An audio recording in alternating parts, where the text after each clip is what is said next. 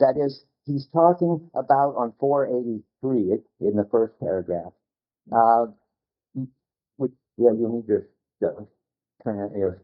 thing for transposing it. He talks about my field of presence in the widest sense. And you don't know what he's talking about there. But it seems to be very much mine, because he goes on and talks in the paragraph about my present and my life and so forth. And then about 2/3 of the way down, he gets to something mentioning the field of presence, just in passing. Everything causes me to revert to the field of presence as the primary experience and so forth. So, I mean, I would just find it all utterly confusing. And on I'm not going to go into this much, just to remind you of the problem. So on 490, he's talking about 2/3 of the way down, that one single explosion or thrust, which is subjectivity itself. We must understand time as the subject and the subject as time. Well, that all makes it come back seeming to me again.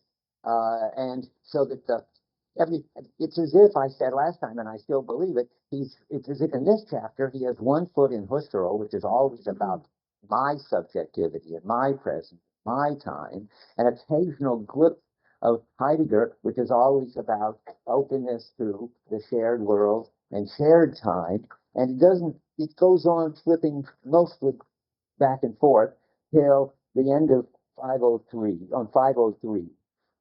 And then you get about halfway down that paragraph. The two temporalities are not mutually exclusive as our two consciousnesses, because each one knows itself by projecting itself into the present where they interleave. So now it looks like something like there are two different temporalities, two different streams of time, in an inner sense, you would have to say, that project themselves into the shared world, and there they interweave. That's not good enough. I mean, that still seems to give the priority to the subject, which then projects this time, and then you put together out of it a shared time. That would be Husserl's view. That would be Sartre's view. That shouldn't be Merleau-Ponty's view. And then he gets it more together as my living present. That's still my. Opens upon a past which I nevertheless am no longer living, and on the future I no longer live and never will. My living experience. That's this streaming inner something. Let's see, and perhaps never will. I can also open to the temporalities outside my living experience, inside and outside mine and thee. It's just crazy, and acquire a social horizon, as if I could be a living present first, then get a horizon, and then so that you get a collective history which my private existence takes up and carries forward. And I wrote in the margin what happened to nature time. And then he quickly, the solution of all problems of transcendence is to be sought in the thickness of the pre-objective present in which we find our bodily being, our social being, and the pre-existence of the world. Well, that is nature time, but he doesn't say so. And that's as far there, so we have to go look for it. Olivier helped me by saying, you messed up last time. The natural time you're looking for is in the book. And I said, I missed it. I have to go back and read the time chapter more carefully. And he said, no, it isn't in the time chapter. That would be asking too much. It's in the freedom chapter. Okay, so we'll go to the freedom chapter on 525, starting really at the bottom of 424. What? 524, sorry. And now, there's a whole different story about time.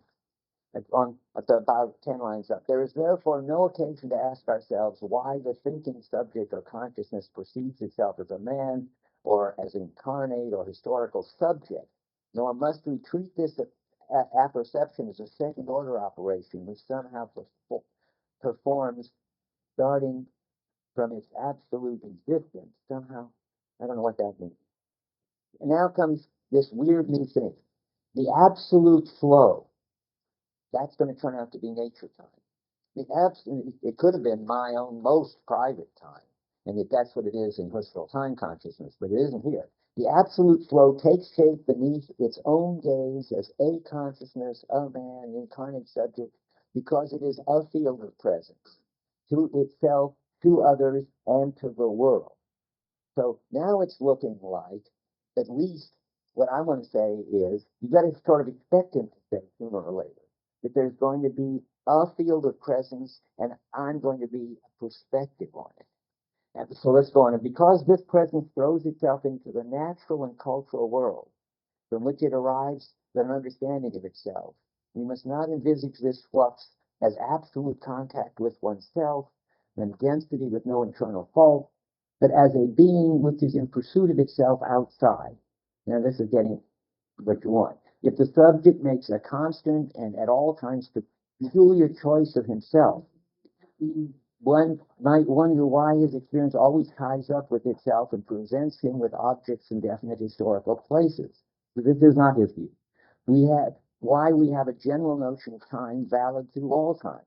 Why finally the experience of each of us links up with that of others. That is, you better not be just starting to be a subject. You keep talking about Sartre or Husserl there.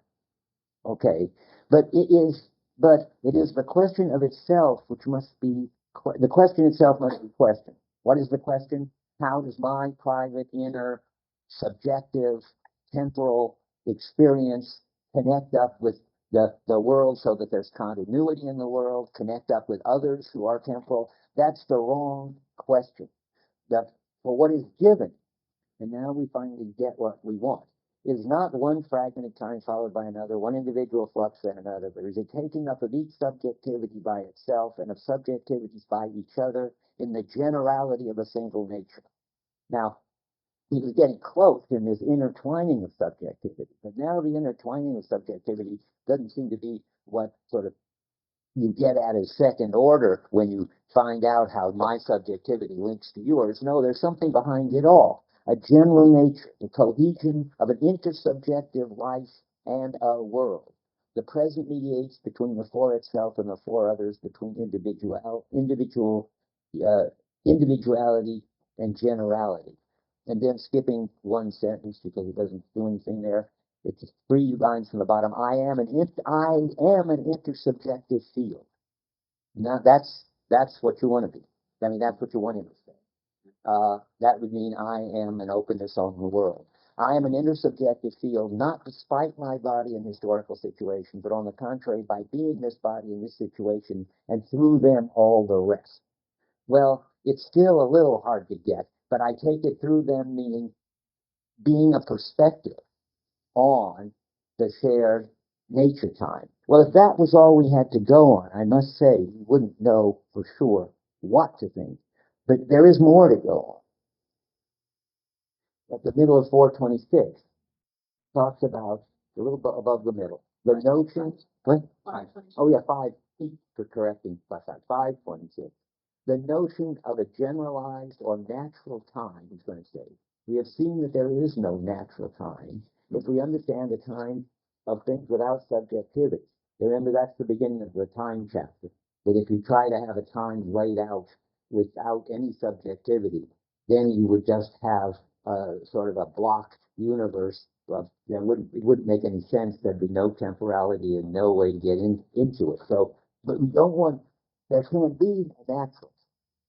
And that he agrees with Heidegger. There is no natural time. If that means time without some involvement of Dasein or whatever or whatever we are in it, because Heidegger thinks, and I think Merleau-Ponty thinks, there wouldn't be any now, and there wouldn't be any earlier and later, except insofar as we bring the now into something like a universe in which without us there would just be a succession of states, but there wouldn't be any now state. And that's what Heidegger calls the time-free movements of nature. He's got a view about this. But I think Merleau-Ponty has a similar view. Nature, by itself, doesn't have temporality, because it doesn't have now and earlier and later. But on the other hand, it isn't that we sort of out of our inner streaming experience constitute temporality either. I mean, it's the usual thing. We have to link up with our subjectivity and unlock this natural time. And there wouldn't be any natural time until we unlocked it. But we don't make it up. We do unlock it. We get in sync with something that's happening in nature. This usual story, this sort of brute given. And when we get in sync with it in the right way, we then experience a natural time which is shared, which when our body schema gets, which is impersonal and in that sense shared, gets in sync with this natural something or other, then we get a shared nature time, of which we then all have perspectives on. This isn't, so he doesn't want the generalized notion. There's no natural time if we understand the time of things without subjectivity. There is, however, at least a generalized time. That's what we're trying to understand now. In about 15 lines from the bottom of 526. As long as we place an opposition with no mediator, the for itself and the in itself, start, and so forth, and fail to perceive between ourselves and the world this natural foreshadowing of a subjectivity, this pre-personal time which rests upon itself, acts to sustain the upsurge of time.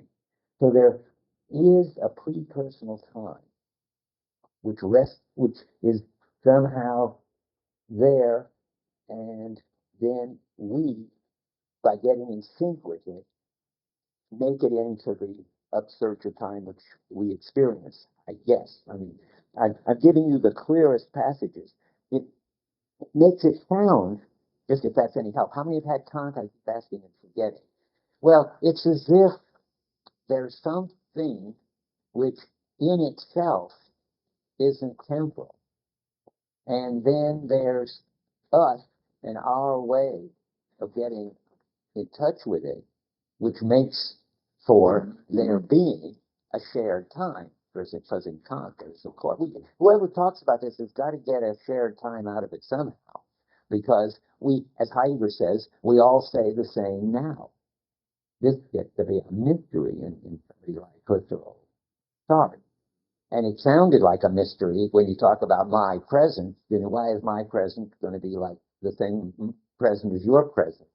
But so there's got to be something in nature which is general, and something in us which is general, which gets together with that something in nature, general, and produces this impersonal, shared nature time. And then I'm going to keep saying that's the present. That nature time has a constantly shifting present. And it's shifting, so this unboxing thing don't want to go back to, so that what's in the future gets nearer and nearer, and then it recedes into the past further and further. That's the field of presence that we all open on. Okay, let me see. I want to just make sure I got every quote that I can find that will help. Oh, no, there's still another whole bunch of places to look. So let me look. Now we're really going to go to, did we do all I need there? Yeah. Now, for more on the subject, tune in to page 385, where he talked about it already when he got to the end of the thing in the natural world. And he talked about it in, I guess, a little clearer, about 6 lines down on 385. The natural world is the horizon of all horizons, the style of all possible styles, which guarantees from my experience a given, not a willed unity, a given, not a willed unity, underlying all the disruptions of my personal and historical life. Its counterpart within me is the given, general, and pre-personal existence of my sensory functions, in which we have discovered the definition of the body. So there's this business again.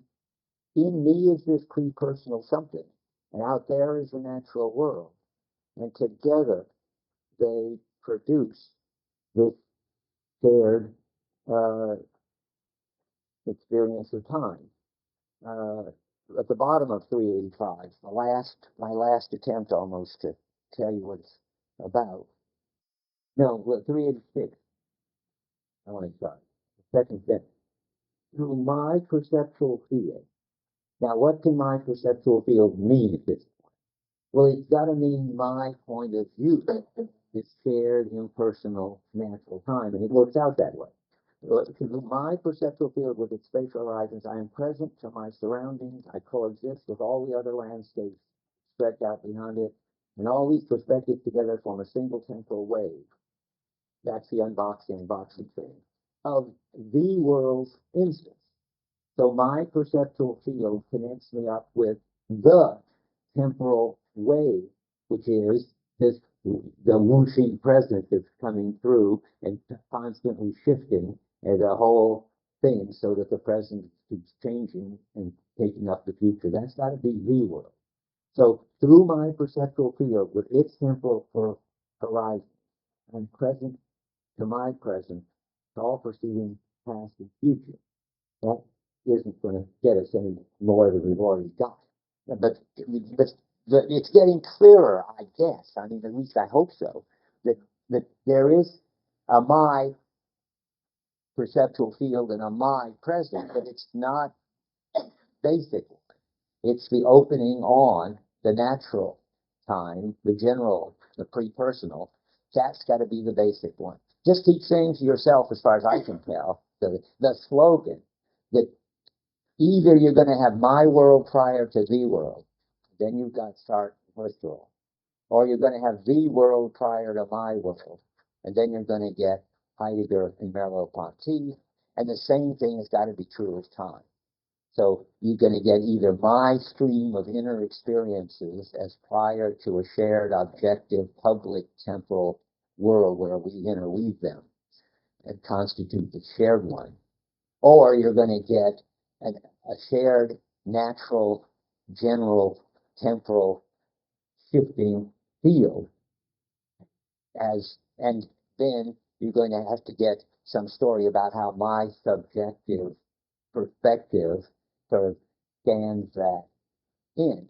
But then it'll be the world prior to my world. Now, there, of course, and I want to say, I got to be careful of something. There's no the temporal world, though, prior to my perspective on it.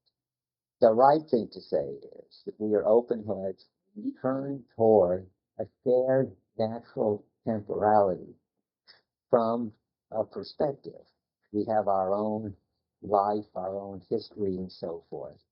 And that's what he wants. That's what he should be saying. I've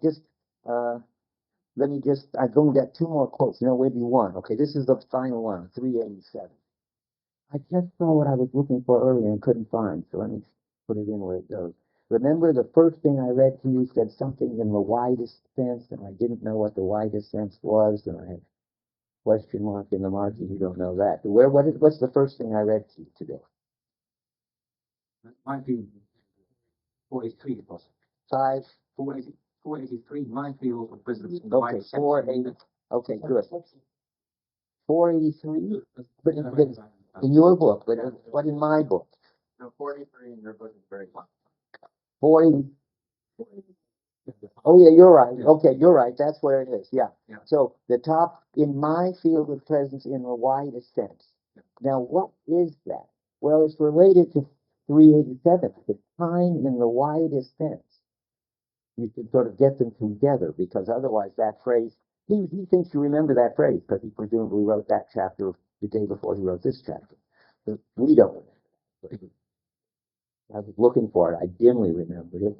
So, because otherwise, who knows what time the widest to be?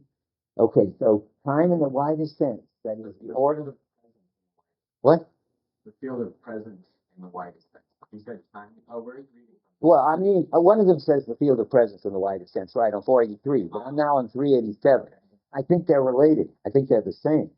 Time in the widest sense, that is the order of coexistences as well as that of succession, is a setting to which one can gain access. See, this is now this idea I want. The public time which we have access to from a perspective. It's a coexistence. Is a setting to which one, that is an individual, can gain access and which this individual can understand only by occupying a situation and by grasping it in its entirety through the horizons of that situation. So you got a situation, your situation has horizons, and that gives you the grasp you get on the totality of this shared time, which is, I think, what he calls nature time, general time, impersonal time, and all that. I think that's all I could say about it. I mean, if anybody wants to say anything about it, go ahead. I don't have any more to say about it. Yeah.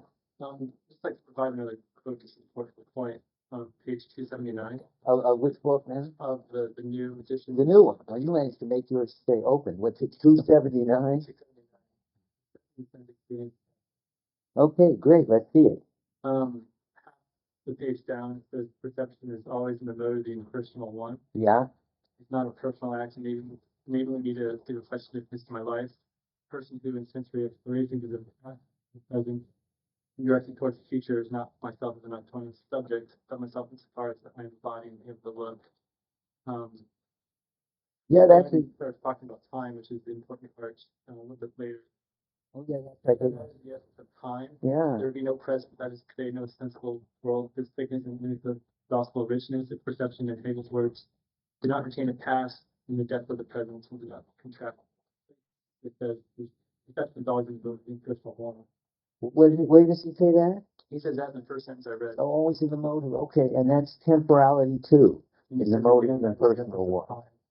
Okay, I'm trying to see if there's any more, because this is another piece of the time story. I didn't know it was around. I'm going to put it in here. Okay, so we get it also on 279. And does it, because I'm always hoping he'll say clearly that the way that I'm a perspective on this general shared impersonal nature time, he never sort of doesn't say it, but he never denies it, but he never says it in so many words. Okay, I put together the best I could. Anybody else want to say anything about it? I'm ready to go on. Yeah, Albert. Just two things. When you were talking about the role of interest objective, thinking about this, and especially this is one way to put it, and I'd like to know if you agree with this. Because well, the background is that I was thinking about what you said earlier about the pre-personal perception of, say, the tree's color. Mm-hmm.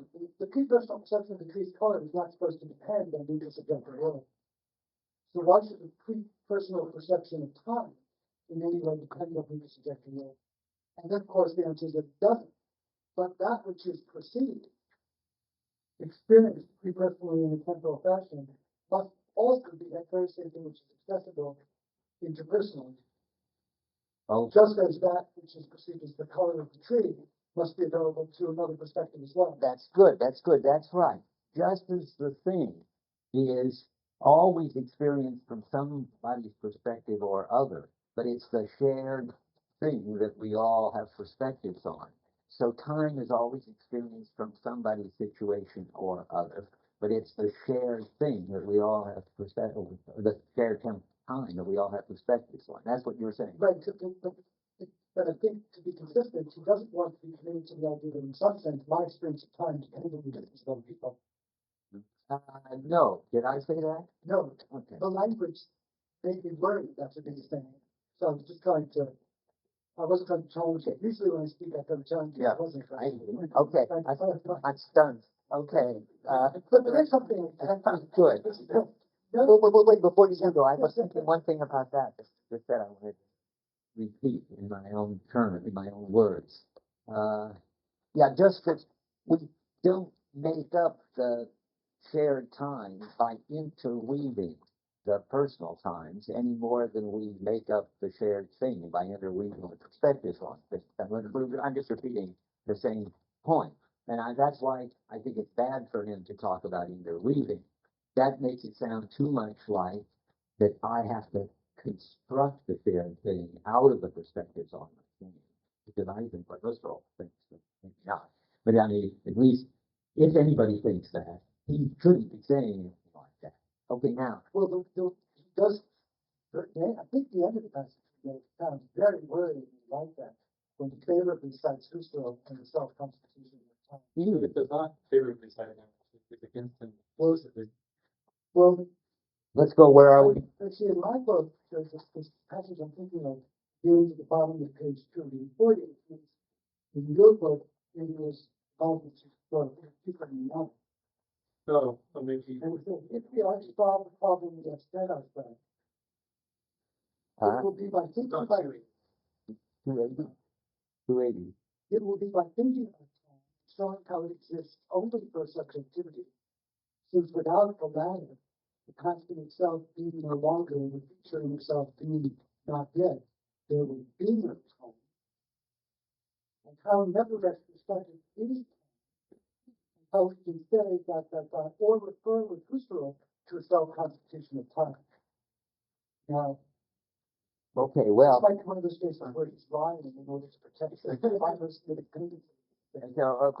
that's possible. But to begin with, it's a lot has got to do with the notion of subjectivity, and whether there could be a shared uh, pre-personal, non-individual, non-private kind of subjectivity. Because don't think that I'm saying that you could have time without subjectivity. Remember, he's very clear at the beginning of the time chapter. You can't. Objective, there is no such thing as truly objective time. So the question is, what sort of subject? What does he mean by subjectivity? And there must be several. And something like my individual private subjectivity would be one possible thing. My perspective on the world would be, I think, the right notion, one of the right notions of subjectivity. And then this shared nature thing, which we all produce together by our shared body set to deal with things, that still got subjectivity in it, but now it's not talked about from the point of view of each individual perspective, but as a kind of co-production of human beings in nature. That's the good one. But that's what I think he calls nature time. I mean, nature time can't be your time and my time, and it better not be something that we sort of constitute out of our individual times. It ought to be this co-production of bodies with all of our bodies, with this universal unlocking schema, co-produce, along with whatever there is, this brute being out there, nature time. But it's got subjectivity in it. That's right. He's clear about that. And so is Heidegger. So is Husserl. The question is, what sort of subjectivity? I think in Husserl, it's this private inner streaming kind of experience of time, which is the subjectivity. I think in Merleau-Ponty, it's supposed to be the shared, well, that's the complicated one.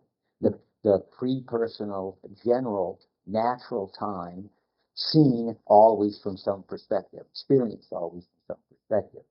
I mean, all I want to keep saying, and then I'm going to stop this, is you've got to keep your eye on the phenomena. Isn't that how it is? Don't we all experience ourselves as empty heads turned toward the present from each of us from our own experiencing of the present, from our own perspective, but it's one shared time that we all feel we open onto. Yeah, Rick. Okay, well, when I stick to the phenomenon, it seems like if we all died, the Earth would have been here way back when. You know, the Earth was here before we were all born, and after we died, that things are going to keep on going, and that part of telling is that the plants exist in time, that they grow, and that animals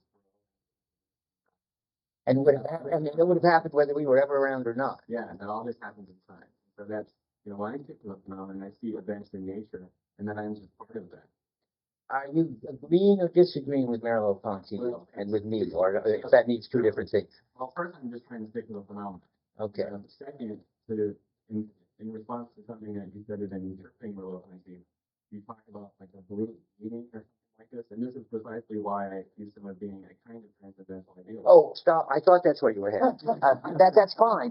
Remember, that's the subject. This will come back for sure in the last meeting where I said we could devote the whole time to what kind of idealist he is or isn't, and time will bring it, of course, all back, but not now. Okay. So that's why I deliberately wanted to avoid that. Yeah, I thought. That's trying to clarification of what brute being. Yeah. Well, let's not talk. I mean, I said brute being, which is, by the way, not a phrase from this book, but a phrase from the next book, The Visible and the Invisible, the book that he was writing and never finished. And but brute being is sort of always surrounding this book in the background, so to speak, because it's that it is whatever it is that we have to unlock in order to get a world, and which is, and we have inherited. He's such, behind it, it helps me to think of him as a kind of evolutionary epistemologist. I don't know if that occurs to anybody else or not, but and he wouldn't like it because, of course, that would suggest being much too much of a realist.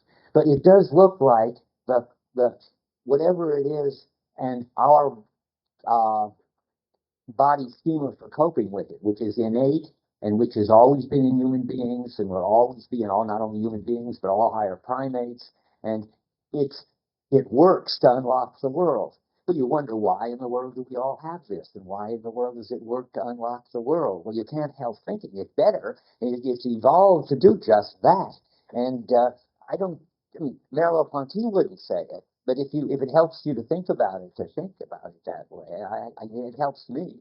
I mean, that makes it so much less of a mystery that we all share, us and the primates and the pre-linguistic children and so forth, a general impersonal body schema that enables us to perceive objects with stable properties and perceive time from as passing, and so forth, get a grip on space, and so forth. All the stuff he talks about is somehow supposed to be the way nature is. Well, I don't know what nature is before we get a grip on it, but whatever it is, that what nature is the sort of thing that this kind of schema can get a grip on. And this sort of schema is there because it can get a grip on nature. I don't think even Merleau-Ponty would want to deny that. It's just that saying, and thank goodness, and why not, and evolution, I don't think he wants to talk about that. Yeah, no. It seems to be, I don't know the time, it's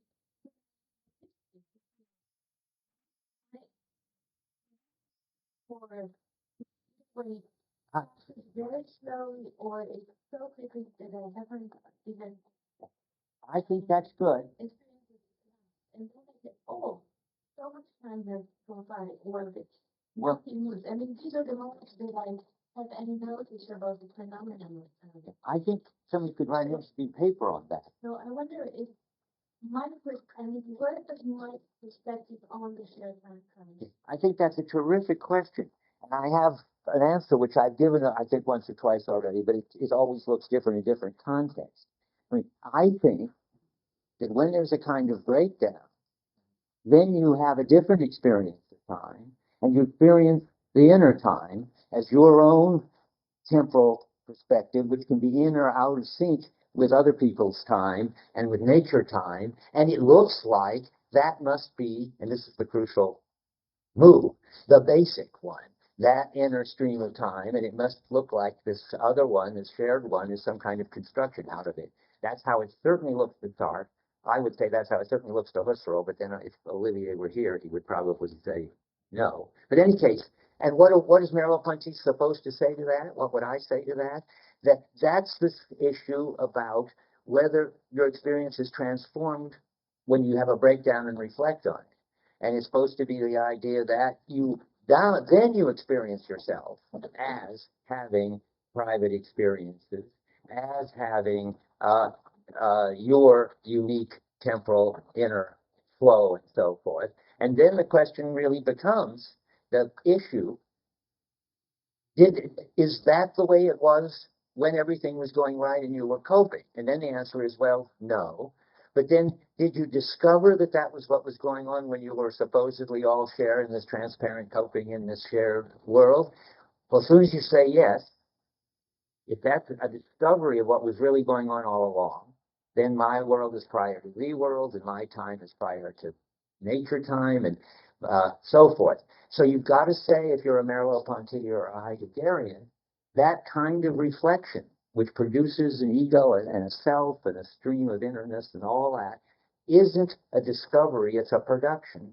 It's the way that shared time is transformed when You reflect on it, which is usually either doing philosophy or having a breakdown, or maybe they're the same thing.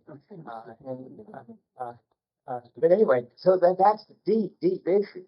And remember in the answer to the cogito, he's got to say, and he does in effect, that the I think can come to accompany every representation, as Kant says, but you can't read that back and say that there is an I think that's constituting and accompanying every representation anyway.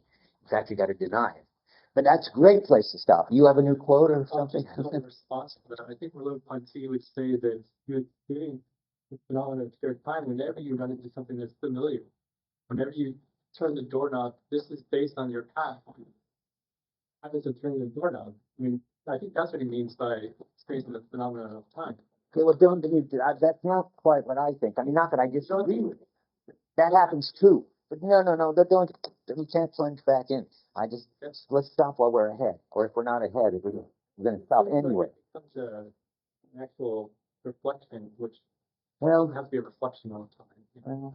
well, no, I can't say more, and I don't want to say more, because freedom, we've got now time, very little time for freedom, and it's important, because it's so good. It's such an interesting chapter. You can do it sort of on your own, it's so good, and you can do it probably after you've written your paper, since I doubt if anybody's going to be writing their paper. Anybody writing on the freedom chapter? So, okay, but still, we should talk about the freedom chapter. To begin with, I'm just curious, and I won't be upset if you just tell me the truth, how many have already read the freedom chapter? Okay, the really interesting question is, how many realize that the first 4 pages are not Merleau-Ponty? Or did you get suckered into it, as one always does? Okay, the first convincing 4 pages, starting from 504 to the middle of 507, is Sartre. And it's the claim that consciousness is a pure nothingness and gives whatever meaning anything has to anything. And it therefore follows necessarily. Sartre takes over Husserl as having this notion of this meaning-giving consciousness, radicalizes it to pure nothingness and pure freedom, and just says that whatever meaning anything has is up to the individual. Then you get this amazingly pure kind of freedom in which you can, everything gets its significance according to you, therefore there can be no causal action on you from the outside, because you'll have to give to whatever has any causal effect on you, whatever meaning it has. I forget whether it starts here or somewhere where he talks about the people who give to their athletic activity the chance to enjoy the nature and to enjoy hard work, and the other people who think it's like him, the nerds who think that it's sweaty and unpleasant, and why would anybody ever go out and hike around in the outdoors? And the answer is you create kind of outdoors which is exhilarating and good if you give it that meaning, and you create a kind of outdoors which is depressing and bad for your health if you give it that kind of meaning. And it's all up to you. That's the first chunk. And on 506, he's talking about that, and total freedom gives meaning to everything. And then the next 3 pages, starting on 507, he refutes Sartre not yet by giving you his view, not at all. He just takes Sartre to the limit and shows how crazy it is. That starts the middle of 507, where he starts to say, if you believe Sartre's view, you end up believing all sorts of crazy things, and that you can completely determine the meaning of the world for you. And that goes to the bottom of 508, I think. I mean, since Merleau-Ponty isn't telling us, we don't know. But I think his view starts 3 lines from the bottom in the middle of the page. We shall soon see that. We is him and us. Versus Sartre. He's now sort of taken Sartre to the limit, and now he's going to go on his version. We shall soon see that we have indeed always the power to interrupt. That's the truth in Sartre. That's the freedom part. Sartre's got a point that Merleau-Ponty never wants to take back, that you can radically change your life. It used to be in the little town where I come from that there would always be these alcoholics who would one day to the next would become born-again Christian and completely unalcoholic. That just goes, and that's Sartrean freedom, and that really exists. But Merleau-Ponty is going to say again and again that that's always done on a background and so forth, and that's sort of not the way to think about our normal kind of freedom. So he says we shall soon see that we have indeed always the power to interrupt. That he's never going to deny. But it implies in any case a power to begin, for there would be no severance unless freedom had taken up its abode somewhere. I mean, you can't stop being an alcoholic unless you are an alcoholic. And how did you get to be that?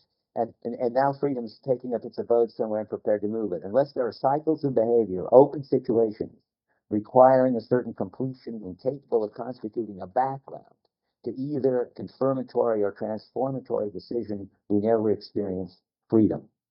So, and then he's off criticizing Sartre again.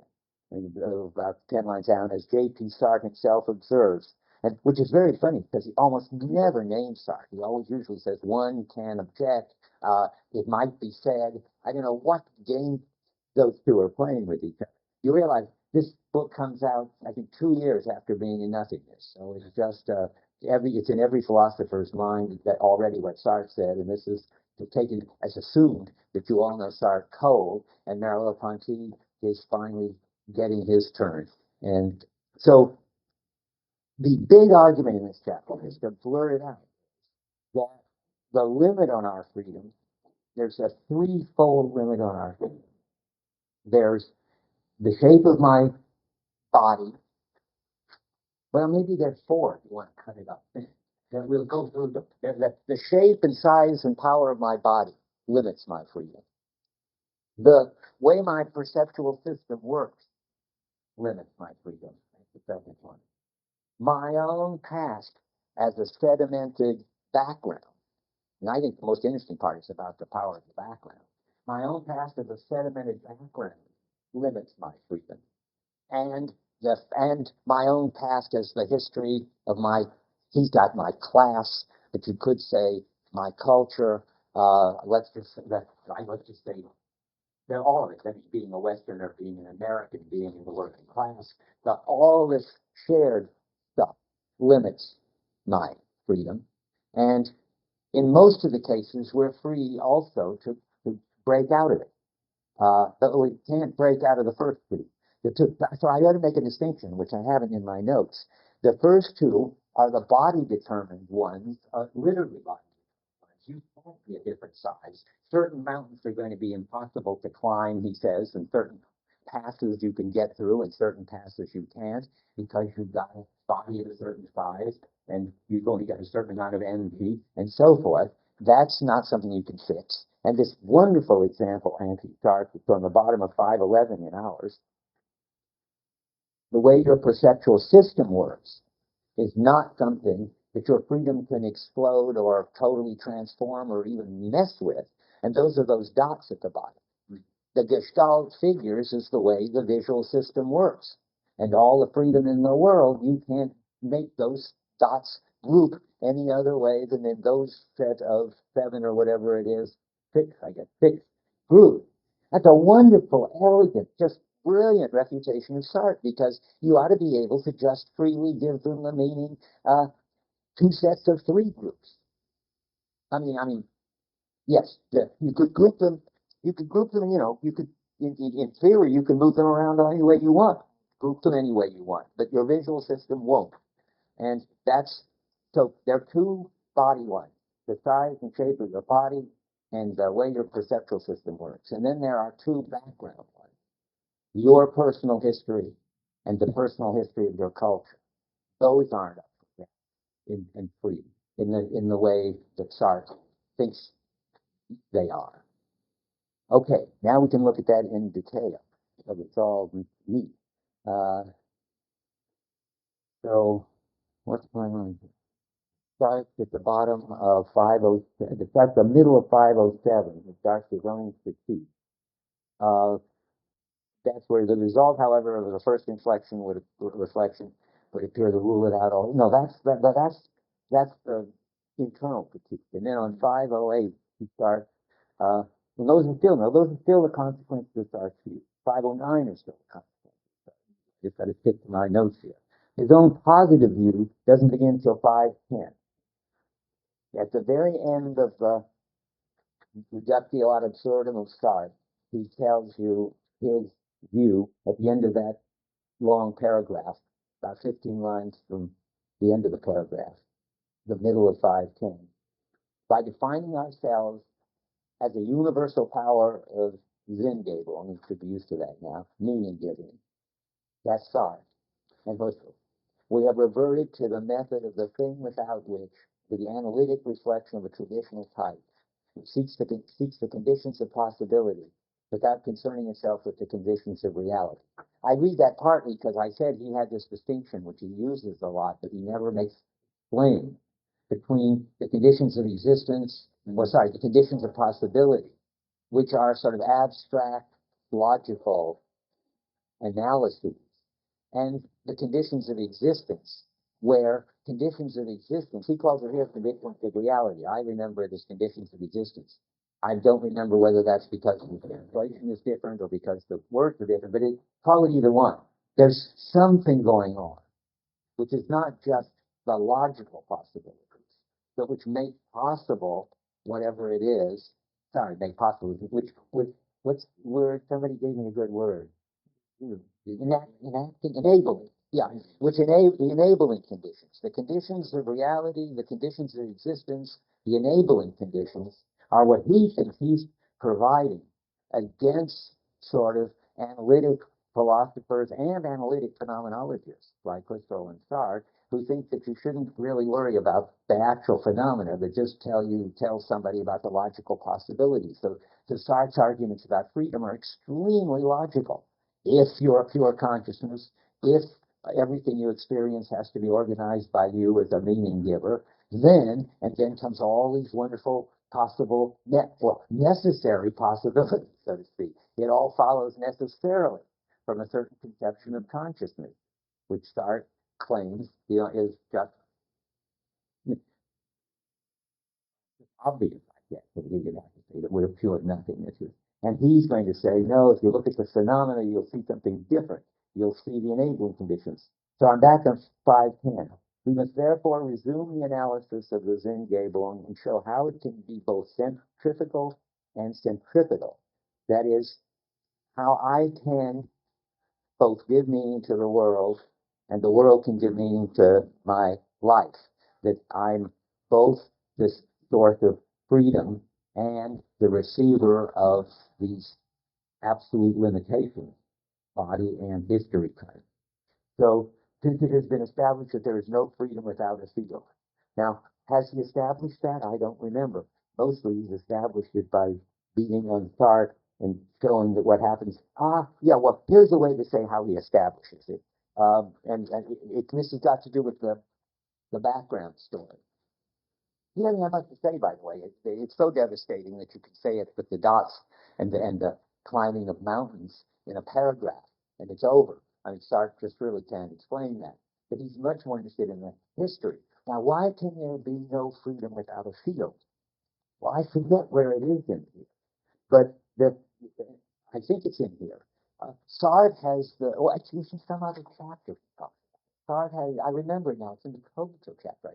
I mentioned it in class. Sartre has the view about this person who has this adolescent crisis and then gives it a certain meaning, and then it turns out that, and then they become a monk, and then it turns out that that was the wrong meaning, and so forth. It looks like in Sartre, it's just up to you to give your life whatever meaning it just occurs to you suddenly to give it. And now I don't know if it's in here, but a better example is the gambler example. Does he talk about that in here? Oh, okay, well, it's something very good for him to talk about, and I don't know where he talks about it, but he must. But anyway, Sartre has this great example, and I'll tell you because it shows you what Sartrean total freedom looks like, and why Merleau-Ponty thinks it's not freedom at all. A gambler decides one evening that he's not going to gamble anymore. And he freely decides that. The fact that he's been a gambler up to then all his life is irrelevant. And he can do that. That's like the being born again and giving up drinking. So he gives up gambling one night. And the next night when he faces the gambling table, what has he got? Well, he's pure freedom. He's free to either give the previous decision the meaning, boy, was I drunk or crazy then, I'm going back to gambling. Or the meaning, yeah, didn't I decide last night not to gamble? Well, then I won't gamble. But it's totally open. He hasn't really decided anything. Because at every moment, it's all up for grabs again. When you've got that kind of total freedom, then it makes no difference.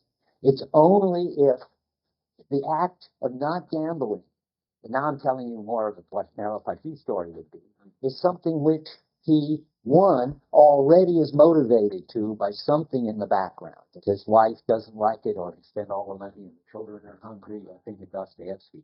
Some things, reality forcing you to give it up, and that you've repeated it enough.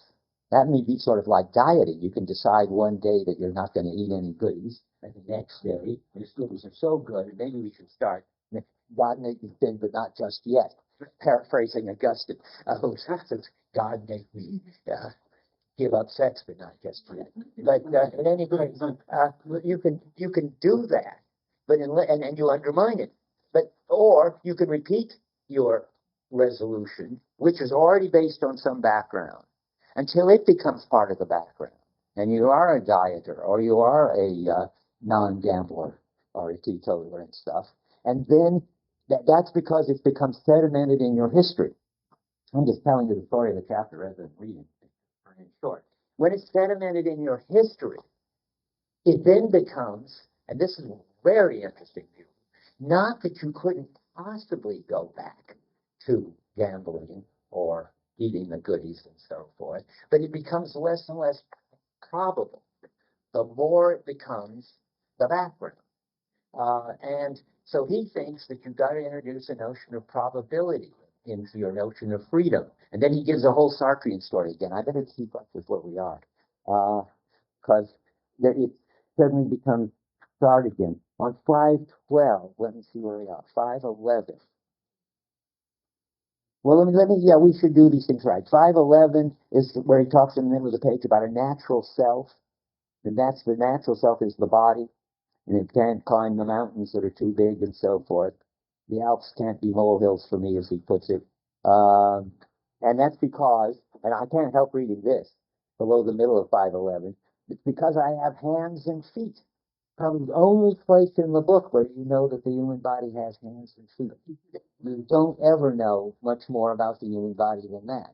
I think maybe someplace you find out, yeah, you do. It has a face, because if you see the face upside down, it looks all weird. But it's important to know that the body for Merleau-Ponty is he's making progress over everybody in the history of philosophy who didn't talk about the body at all, except as an object. But boy, has he got a long way to go to talk about the body in its front and back, up and down, balancing in a gravitational field, moving more easily forward than backward. All that plays a crucial role in perception, but he doesn't know it. I'm giving you a quick blurb for Todes's book, which I mentioned before, Body and World, and the great step forward of Todes is to try to describe the body in the philosophy show that the body having the structure it has is more than just what Merleau-Ponty says the body is, which is an I can. It's the ability to move around and organize things according to the body schema. But the body schema hasn't got a front and a back and an up and a down and hands and feet. It's this shared way we have of coping. So, but if you go beyond that, you could have a whole story about how the structure of the body gives you the way we think, the way we have time, the way we have objects. You're going to read it. You have to read it on your own. So we got some hands and feet, which is quite amazing. And then there's the dots from Gestalt psychology. And you can't change the grouping. And then you get back to Sartre on 512. You should get used to this because he gives you signals. The second sentence of the paragraph that begins, it is true not only of an impersonal, and in all abstract functions such as there is something.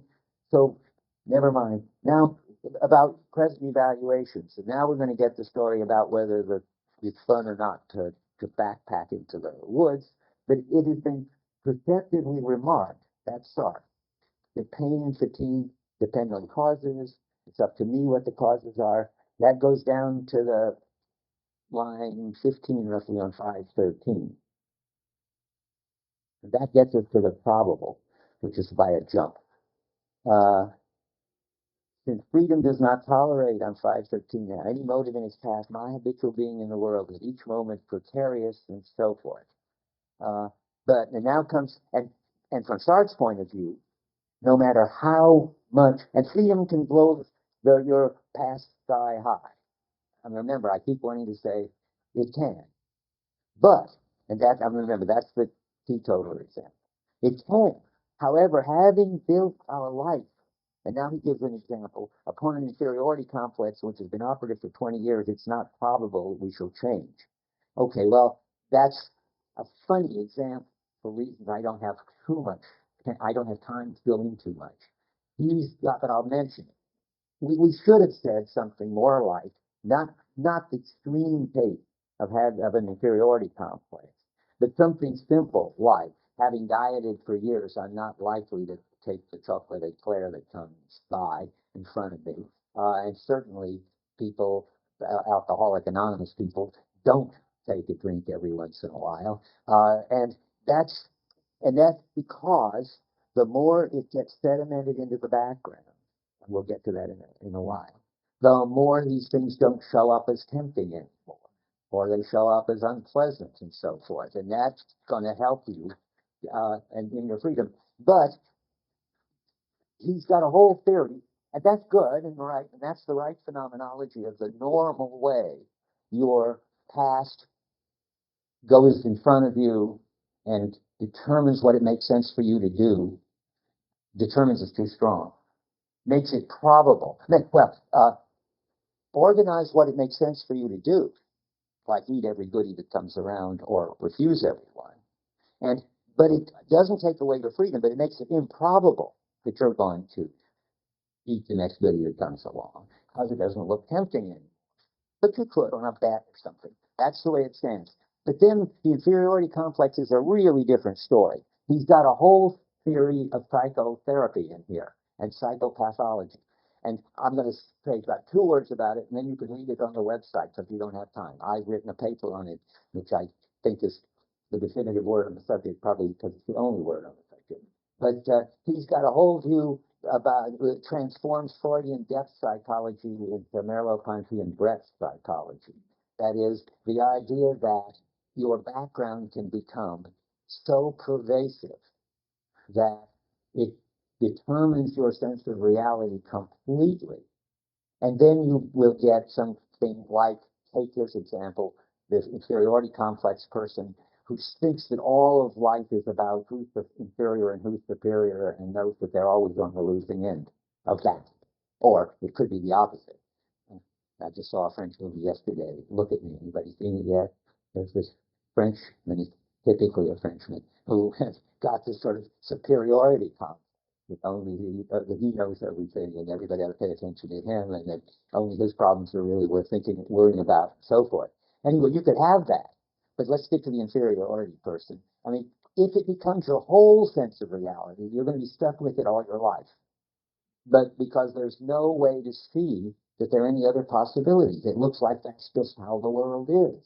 And it's a question of that whether you're in school, it's a question of that whether you're in love, it's a question of that everything turns into a struggle between who's superior and who's inferior. But if there is any little marginal other things in there still, like maybe at least in, I don't know, computer games or something, you really can hold your own or beat everybody.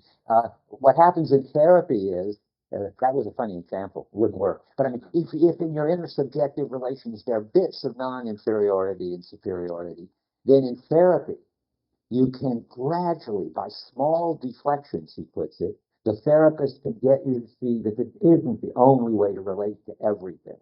And then bring more and more of your freedom back by emphasizing the part of the background that keeps it from looking like this is just the way everything is. It just shows up that way, and get you out of it. He's got a whole beautiful story about that, which I'm not going to talk about. So we have to skip now from the inferiority and superiority. Yeah, Would the background here kind of displace in some sense the Freudian understanding of the unconscious? absolutely. You just said that, made that up. That's absolutely right. Exactly, exactly. What's not accessible to you and representable to you isn't some idea, some representation which has gone into the unconscious and is sending out messages by way of symbols in a Freudian way. What's inaccessible to you and controlling your life and ruining it is the background. That's what I mean by breadth psychology as opposed to depth psychology. Yeah, and he's got it worked out. He's got a theory of repression, a theory of transference, which I sort of just gave you. And everything, it's all scattered through the book. You just have to pull it together. Yeah. And so I feel like this understanding instead of vision seems to replace the more than Freud. Absolutely. Uh, and sort of all these things are in there. I'll say them all right now because time is going might run out before I get a chance to say them. He's got the same story that he tells about psychopathology. He also gives that's his adaptation of Freud. Then he does an adaptation of Marx, in which he does the same sort of thing, in which your class as a worker isn't something that you know and represent, and you have to be brought together with the other workers who know it and represent it and start a revolution. And it also isn't something that you just don't know either. You experience it all the time. He has a list, a sort of touching list of what it's like to be a worker. These were the big deal in France at the time, and everybody had to be sort of out Marxist than everybody else. Where is it? You know, the upper left-hand side of the page, I think. Mm. It doesn't mean, okay, you depend on others and you haven't got as much money as you need and you have no future and so forth and so forth. Anyway, you have this background and it isn't as if you are aware of it, which would be the intellectualist view. It isn't as if it's just a historical, sort of, not historical, a kind of economic fact about you that you don't have enough money and that you can be fired and hired and so forth and so forth. It's neither. It's a background style of life. He introduces the notion of style very effectively here. The inferiority complex is a kind of style that gets sedimented in your life, and being a worker is a kind of style that gets sedimented in your life. And what makes a revolution, and then you've got a whole story about revolution, which would be sort of like what it would be to be cured of being a worker, would be to become bit by bit aware of this and aware that you share it with other people and become a member of the proletariat. You're not a member of the proletariat just by thinking you are, and you're not a member of the proletariat by having a certain salary, which is the objective thing. You're a member of the proletariat when you come to identify yourself as a member of the proletariat, which you can't just freely and arbitrarily do, which is what Sartre thought. It takes a lot of effort in therapy or in Marxism to get this background, which looks like reality, enough into the foreground so that you can little by little overcome it. So sort of Marxist activism is a kind of therapy to the working class. So now let me see where we are, because I keep jumping ahead. Freedom and the probable. We did that. We switched. We got rid of. We did all that. Where was the? I got sidetracked. I'm not sidetracked. It jumped ahead when we got to the inferiority complex. 517. Huh? 513. Okay, so let me get, okay, yeah, there we are. Okay, yes. Okay, yeah, the style is what is there in the background determining what it makes sense to do and what it doesn't make sense to do. And that style in the background, either shared or in my own, I mean, they're both, I said, is what he's going to talk, is a way that the background governs what you do. I want to add a new notion here. Governs what you do. It doesn't empiricist cause you to do it. And it isn't intellectualist. It isn't something you believe, and therefore, because you believe it, you do it. Say, that having an inferiority complex doesn't cause you to behave in a cringing, inferior way toward everybody. And it isn't that you believe that you're inferior. It's something that is the atmosphere of your life, as he puts it. And it's something that's in your body, in your cringing attitude, and in your not looking people in the eye, and in your already getting ready to be put down, and so forth. And that way the world shows up for you as you being inferior. That's the way your background determines, what it makes sense for you to do, and thereby governs what you do, not in a causal way, and not in a belief intellectualist way, but in this governing kind of causality.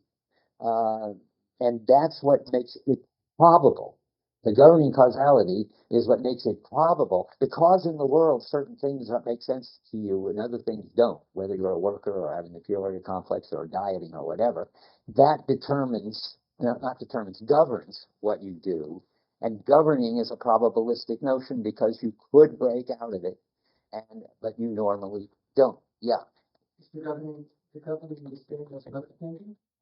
I don't think so. It's time for a list. It's close. I've got a list here. What happened to it? 4 kinds of causality. There's so I'm here. I think he's got these different kinds of causality. There's linear, physical, third-person causality. It's Humean constant conjunction. It's whatever it is, according to a rule, necessary succession according to a rule. It's medieval. It was a diffusion of power and capacities of natural kinds. All of that, I think I think he probably calls it linear causality, though I didn't find a place. Anybody know offhand? Personal. What? I think third person causality. Third person causality. And it's the kind of causality of the in itself, of course. It's physical causality. That's not his contribution. He has nothing. Good. Because Walter Freeman must have taken it over from there. And Walter talks always about the wrong way of thinking about causality as linear causality. Okay, then there's mental causation, first person causation. That's what Searle is interested in. How my deciding to lift my arm can cause me, or my willing to lift my arm can cause my arm to go up. That's not linear physical causality, although it's grounded in it somehow. But that's first person causality. Now, neither of those, of course, is what Merleau-Ponty is interested in. Now, then there's lived body causality.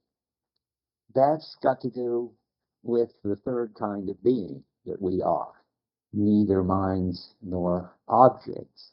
It has to do with responding to the solicitations of affordances. It's the way the affordances cause me to act, which is not a physical kind and not a intellectual kind.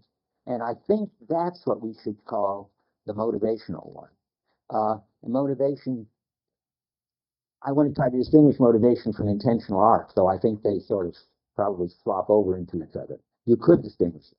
If you make the sort of the way the lived body and the perceptual system are tending toward equilibrium and so forth, and how unstable gestalts tend toward stability, how binocular images in your eye, in your vision, tend to be overlapped so you see depth. Remember, he talks about that.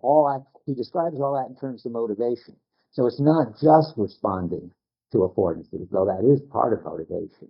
It's responding to all the gestalt tensions that you have in your experience because you have the perceptual system you have. And I think, yeah, okay. I think that's probably the third kind of being. That is not first-person causality nor linear causality, but this kind of motivational causality. But there's another one, fourth one, circular causality. He calls it dialectical causality, I think, in the structure of behavior. That's what I want to keep for the intentional arc and the background governing. The background governs people by way of having, so to speak, what was once something that they actually consciously did or decided or whatever, which they repeat enough until it becomes so transparent to them that it's like the light in the room. That is, it's the background in terms of which they see whatever they do see, and then things show up for them as making a certain sort of sense. Their actions get uh, uh, into the very organization of their perceptual field. So some things look attractive and others don't, for instance. And that, of course, solicits certain actions from them. And that's where it looks like motivational. I mean, but I want to make the emphasis on the circularness. That then when you act on it, you contribute to it. So the more you act and make choices that you would eat, the more that becomes part of the background. Then the more that further inclines you to make these kind of choices. And that further becomes part of the background. So that your past experience and your past choices aren't there as your explicit memories, aren't accessible anymore. But they show up for you, so to speak, in the way your world looks. And what it makes sense to do and what it doesn't make sense to do, what's attractive and what's repulsive and so forth. Which, and again, solicits action. That's the circularity of it. So the background governs activity. And that, I think that's his big contribution really in this chapter. Now, yeah, good. We got 4 minutes. I don't want to start. I mean, that's really the bottom line for this chapter. So go ahead. Just a footnote, Yeah. the significance which I can't sure.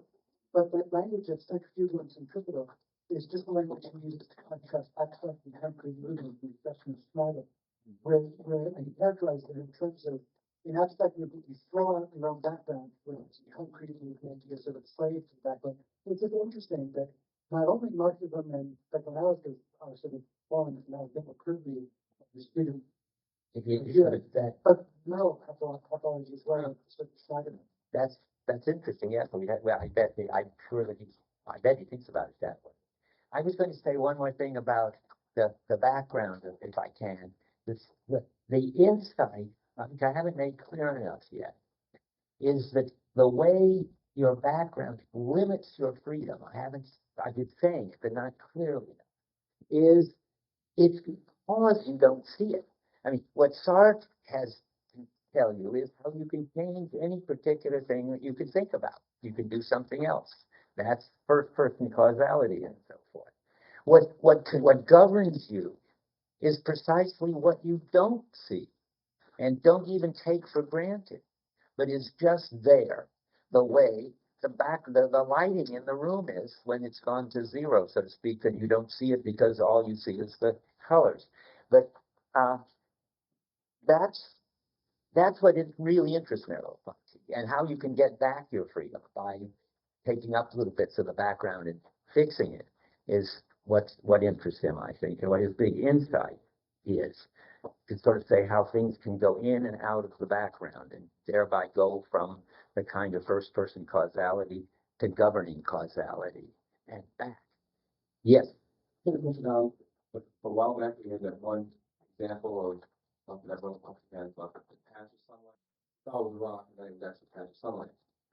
How would we, according to this kind of perspective on Sartre here, how would Sartre view that experience, that phenomenon? Sartre can't take account of it at all, I think he would say. That's a question of motivational stuff. I mean, wasn't up to him to see. Sartre, I mean, it would just be a joke, sort of. It's part of the perceptual limits on our freedom that we can't just see anything any way we please. I mean, Sartre would think so. I mean, Sartre thinks that. I remember in that somewhere he says you can experience yourself as having one eye in the middle of your forehead or your arms turned into snakes. You're free to do that. Of course, they'll lock you up if you do that because they'll say you're schizophrenic. But that's just their way of thinking about the kind of absolute freedom people have. And so he's consistent. I mean, I suppose he would say you can just think you're walking on the patches of sunlight till you fall, and then you can think that you didn't really fall, and you can give any meaning to anything. Sartre's clear about that. But you couldn't deny that when something the phenomenon, I think I couldn't deny the phenomenon, but I see that phenomenon in my experience after having this sort. What is freedom? So what you're saying is for Sartre, bad faith begins from the point of misperception. Good, you had mentioned bad faith. That's the right thing to say. But I'm not sure because I mean, if you take the example given the presented by Sartre, wouldn't you say that bad faith begins upon reflection on the misperception? So the bad faith would begin when you deny that you had this misperception. I think they're deeper kind of bad faith. I think Sartre would say that bad faith is really in the perceptual level, conformism.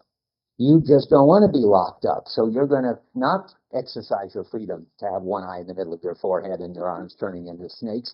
And that's just, and it's bad faith in that it would be, you could, dimly you know it, and you know how upsetting it would be to be radically free like that. That's what gives you anguish, according to Sartre. So you'd accept the normal way of looking at things. Only instead of this being the generality of the body and perception, this is just the normal cover-up, and you abrogate your freedom and go along with it. Sartre's going to have to say that. It's interesting to bring it up. About all this criticism from Merleau-Ponty, Sartre's going to have to say, you're just describing bad faith, you're just describing conformism, you could have done it otherwise, but you don't want to admit you could have done it otherwise. And how does Sartre know that? Because you, as a free, meaning-giving consciousness, if Husserl is right, then you are absolutely free to give anything any meaning and any cause any meaning, and if you don't, that's your bad faith. That's not a very satisfactory answer. I mean, even Sartre gave it up later after being his time, gave up this notion of radical freedom. It just won't work.